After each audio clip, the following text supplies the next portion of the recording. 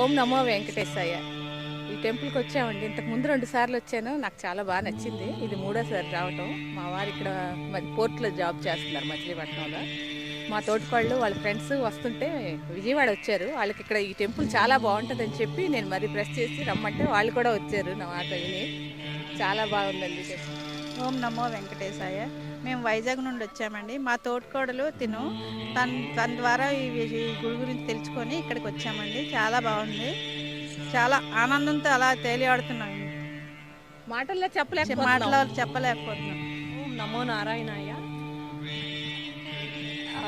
పశ్చిమ గోదావరి జిల్లాలో ఇంకో తిరుపతి ఉందా అనిపించింది సార్. ఇంకా ఇది చాలా బాగుంది.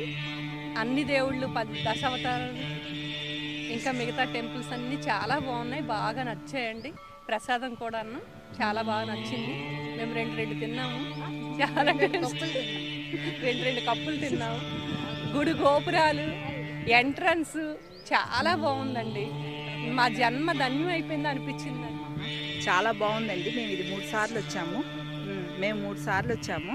కానీ ఎప్పుడు వచ్చినా కొత్తగానే అనిపిస్తుంది. వెంకటేశ్వర స్వామి దర్శనం ఎట్లా జరిగిందో అట్లా జరిగింది. కానీ వెంకటేశ్వర స్వామి దర్శనం అయితే చాలా డబ్బులు పెట్టుకొని వెళ్ళాలి. ఇక్కడైతే రూపాయి లేకుండా తిరిగి వచ్చాము.